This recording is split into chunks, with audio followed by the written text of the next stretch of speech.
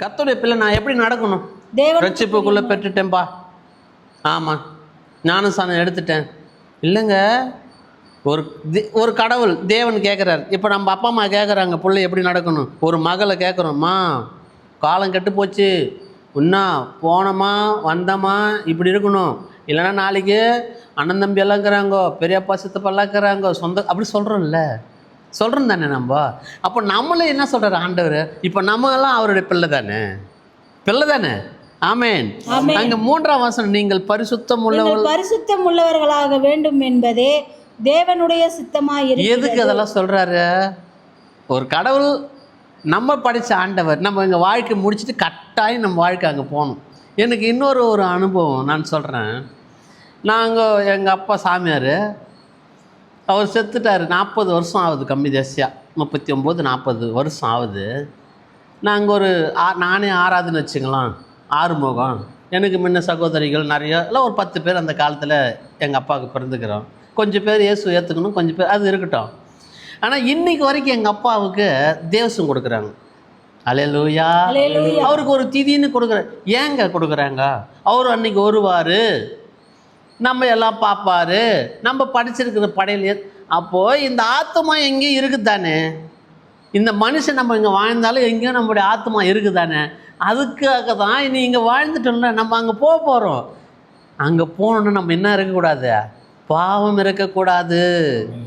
நம்மக்கிட்ட என்ன இருக்கக்கூடாது? பாவம். ஆமாம், இங்கே அதான் சொல்ற, நீங்கள் பரிசுத்தர்களா வேண்டும் என்பதே தேவனுடைய எனக்கு ஆசையாக இருக்குது. தேவன் சொல்கிறார், அது எனக்கு பிரியமா இருக்கிறது.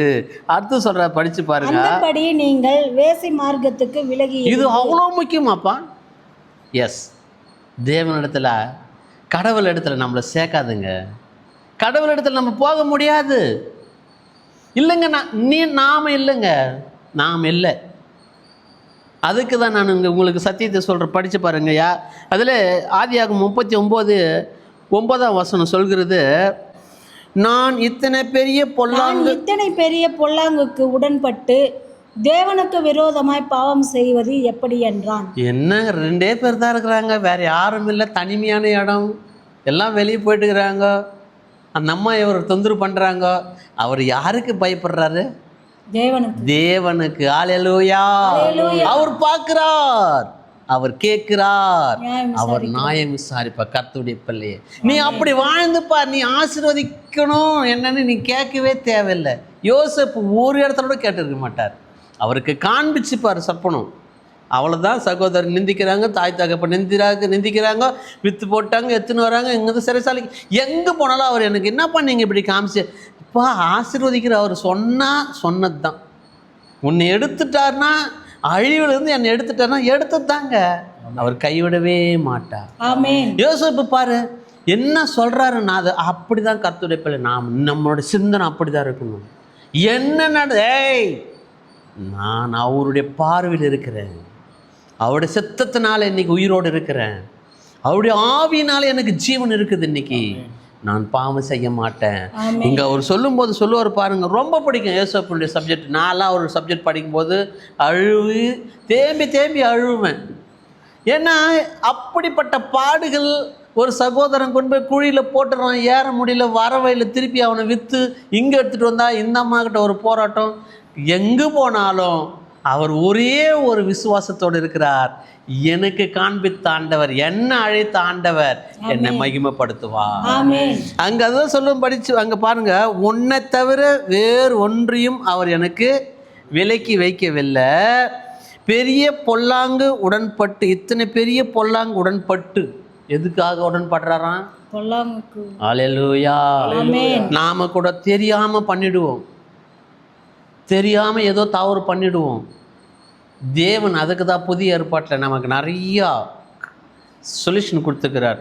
இனி தப்பு பண்ணாத, இனி பாவம் செய்யாத, என் மகளா நீ மாறிட்ட. இன்னும் சில தீர்க்கதரிசிகளை குறித்து நம்ம பார்ப்போம். வேதம் சொல்கிறது 2 சாமுவேல் 11ஆம் அதிகாரம் 1-2.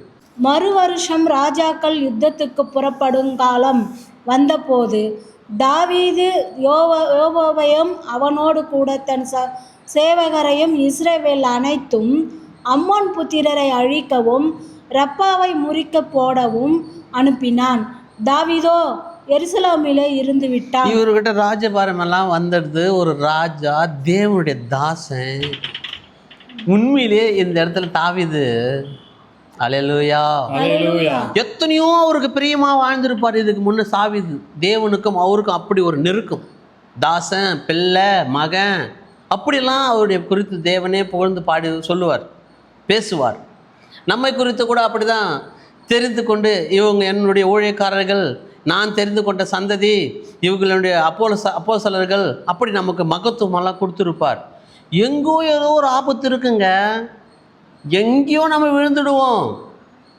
நாம் எப்பொழுதும் தேவனை மாத்திரம், அவருடைய வார்த்தைக்கு தான் நம்ம செவி கொடுக்கணும். அவருடைய வார்த்தை தான் நம்ம கேட்கணும்.